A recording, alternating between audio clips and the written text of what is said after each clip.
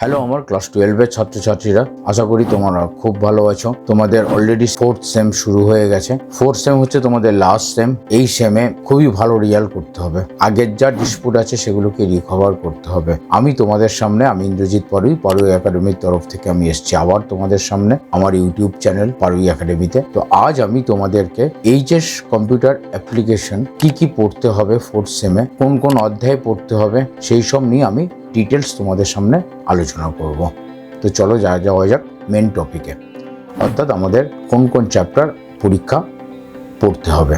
আমাদের পরীক্ষায় যে সমস্ত চ্যাপ্টারগুলো পড়তে হবে সেই চ্যাপ্টার সিলেবাসটা হলো ইউনিট, টোটাল 3টে ইউনিট আছে। Unit 1, unit 2, unit 3। ইউনিট 1-এ আছে basic of operating system, basic of operating system. Unit 2-তে কি আছে?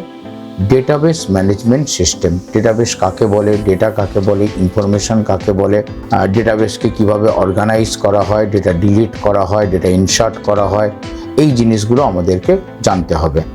আর ইউনিট 3-তে যেটা আছে সেটা হচ্ছে ফাউন্ডেশন অফ এআই, অর্থাৎ এআই কিভাবে সৃষ্টি হয়েছিল, কবে থেকে এআই শুরু হয়, এআইয়ের সাহায্যে কী করা যায়, এআই এখনকার দুনিয়াকে কিভাবে পাল্টাচ্ছে একে একে, এই সম্পর্কে তোমাদের মতো করে তথ্য দেওয়া আছে এবং সিলেবাসে এটা নতুন সংযোজন হয়েছে। তো চলো এবার যাওয়া যাক এক একটা ইউনিটের আন্ডারে, এক একটা অধ্যায়ের আন্ডারে আমরা কি শিখব। প্রথম হচ্ছে বেসিক অফ অপারেটিং সিস্টেম।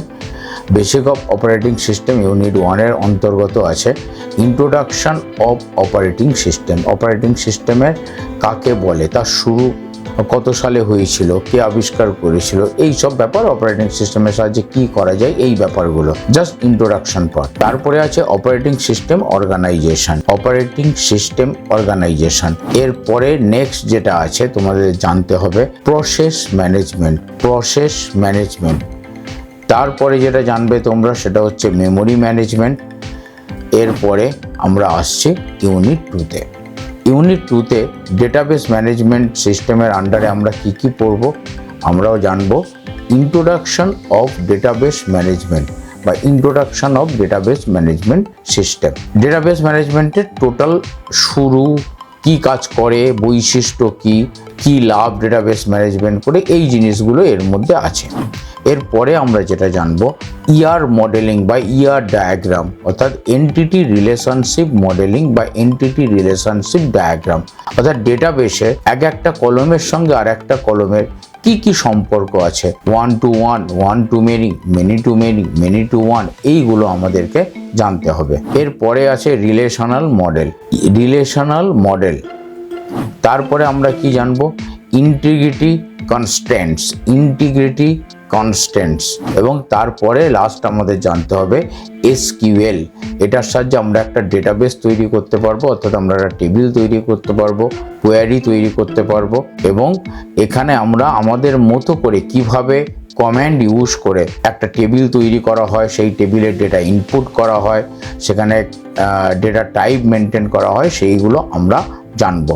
তো এই হচ্ছে ইউনিট 2 এর বিষয়বস্তু। এরপরে হচ্ছে ইউনিট 3, সেখানে কি আছে foundation of AI. Foundation of AI এর অন্তর্গত কি আছে ইন্ট্রোডাকশন টু এআই, সেকেন্ড হচ্ছে AI sub fields and technologies. AI sub fields এবং টেকনোলজিস কি কাজে লাগে এবং কি টেকনোলজি ব্যবহৃত হয়। অ্যাপ্লিকেশন অফ এআই, তারপরের পয়েন্ট অ্যাপ্লিকেশন অফ এআই। এআইকে আমাদের বাস্তব জীবনে রিয়েল লাইফে কিভাবে কাজে লাগানো হয়েছে। এরপর আমরা জানবো ethical and social implication, ethical and social implication of AI. এই গেল আমাদের চ্যাপ্টারগুলো। কি পড়বো আমরা জানলাম। এবার আমি আসছি কি ধরনের প্রশ্ন হবে, কত নাম্বারের প্রশ্ন থাকবে, কটা করে প্রশ্ন থাকবে, অর্থাৎ কোশ্চেন প্যাটার্ন এবং মার্কস ডিস্ট্রিবিউশন। সেখানে কি আছে তোমাদের ক্লাস 12 4th সেমে টোটাল মার্কস তো 35, এবং সেটাকে কিভাবে ডিস্ট্রিবিউট করা হয়েছে। তোমাদের কিন্তু আগের সেমের মতো কেবল মাল্টিপল চয়েস শর্ট কোশ্চেন নয়, তোমাদের যেটা থাকবে সব থেকে কম নাম্বারের মার্কস হচ্ছে 2, সব থেকে কম নাম্বার হচ্ছে 2, তারপরে থাকবে 3, তারপরে থাকবে 5। তা 2 নম্বরের প্রশ্ন প্রথম চ্যাপ্টার অর্থাৎ ফার্স্ট ইউনিট থেকে একটাই প্রশ্ন থাকবে, তার মার্কস থাকবে 2।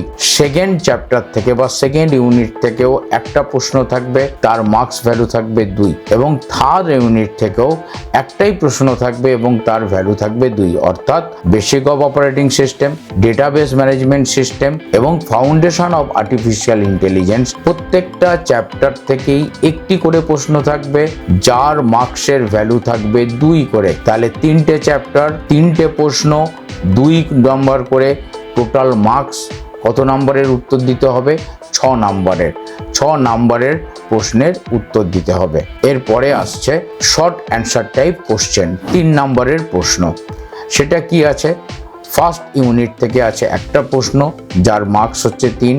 সেকেন্ড ইউনিট থেকেও একটা প্রশ্ন, যার মার্কস হচ্ছে 3। থার্ড ইউনিট থেকেও একটা প্রশ্ন, যার মার্কস হচ্ছে 3। অর্থাৎ basic of operating system, database management system, foundation of artificial intelligence, প্রত্যেকটা থেকেই একটা করে প্রশ্ন, যার মার্কস ভ্যালু হচ্ছে 3।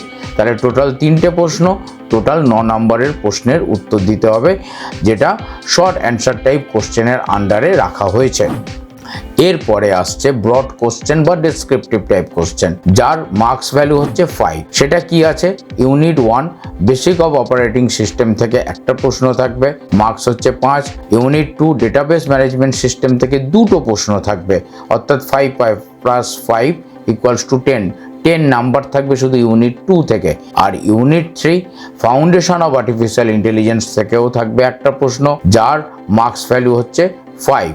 তাহলে এখানে টোটাল ডেসক্রিপটিভ টাইপে তোমাদেরকে টোটাল 20 নম্বরের প্রশ্নের উত্তর দিতে হবে এবং প্রশ্ন সংখ্যা থাকবে 4টি। তাহলে 4টি প্রশ্ন, টোটাল 20 নম্বরের প্রশ্নের উত্তর দিতে হবে। অল টোটাল মার্কস তাহলে কত এলো? 35। এবার আমরা একটা সামারিতে আসছি, যেটা আমি বললাম টোটাল কোশ্চেন মার্ক হচ্ছে 35। এখানে দেখো বেসিক অফ অপারেটিং সিস্টেম, এখান থেকে নাম্বার অফ কোশ্চেন হচ্ছে 3, মার্কস হচ্ছে 10। Database management system number of question 4, marks হচ্ছে 15।